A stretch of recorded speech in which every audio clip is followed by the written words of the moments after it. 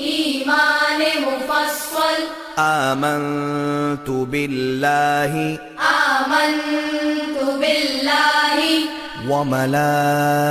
وملائكته وكتبه ورسله واليوم الآخر والقدر خيره وشره من الله تعالى والبعث بعد الموت